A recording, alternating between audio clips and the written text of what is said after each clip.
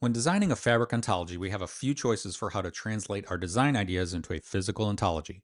The first is to create an ontology by manually selecting lakehouse and event house tables and specifying the entity keys and relationships in the Fabric UI. The advantage to this method is that it's a no-code approach. We don't have to create any artifacts prior to implementing the ontology, and we have complete control over the ontology design. The disadvantage is that by using the dialog-based UI, it's a manual process and it can be a bit tedious. The second is to bootstrap the ontology from a semantic model. In this method, the Fabric ontology feature reads objects and entity connections from a semantic model and infers the ontology design from what it finds in the semantic model. This has an advantage in that it is automatic and it reuses the data modeling work that was previously done when the semantic model was designed.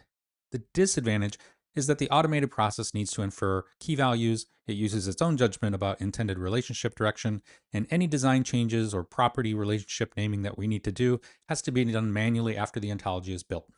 But in this video, I'm going to cover a third option, building an ontology using Python code via the Fabric REST API. This option has the advantage of providing total control over the process, and it creates a notebook that can be reviewed and reused, but the trade-off is that it isn't fully automated like the semantic model Bootstrap. I'm going to use the same long-haul trucking data model that we used in a previous video where I built the ontology manually using the Fabric UI method, but this time I'll use a PySpark notebook to create the ontology. And the end result will be the same ontology in that previous video, but rather than 25 minutes of manual configuration, the notebook will run in just a couple minutes. As always, the code is in GitHub, so after the video, you can download it and try this in your own workspace. Let's walk through the notebook code and then we'll run it.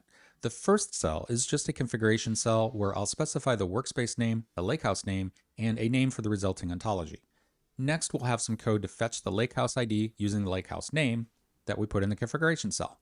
In the third cell, I've added which entities from the lakehouse I want to use as a source for the ontology entities, along with the keys and display values I want used in the entity configuration. This cell also has a list of the entity relationships I want to create in the ontology. I've provided the source table for each relationship, the target nodes on either side, and the mapping keys for each relationship. If you notice, these are basically the values that I selected manually when I built the ontology via the Fabric UI. And finally, I have a dictionary where I provide a mapping between lakehouse data types and ontology data types. Now in the next cell, we use PySpark to read the schema for each lakehouse table into data structures. When we create the ontology, we'll use this schema information from the lakehouse to create properties on the ontology. Next, we'll build the REST payloads that will be sent to the Fabric via the API call.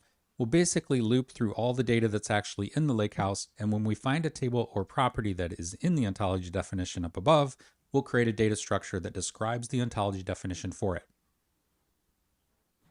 And finally, we'll bake the cake. The final cell has code that will delete the current Fabric ontology item if it exists, create the ontology, and it provides a payload that fully describes all the entities and relationships we defined in the earlier cells. So now let's run the notebook. The setup cell runs very quickly, and then next the schema is being fetched from the data lake for all entities, takes a little bit of time. The data structures defining the entities and relationships are then defined next, and then finally the ontology creation is posted to Fabric. While the ontology is being created, the notebook code will poll Fabric, checking for completion status.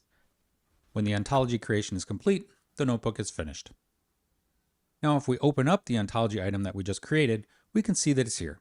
We can click around to spot check that entities and relationships were created correctly. Now let's head over to the monitor page where the ontology graph is being processed, and we'll wait for it to finish. Okay, it's complete. This is looking good. So let's go back and browse some ontology data to make sure that we're getting everything we expected.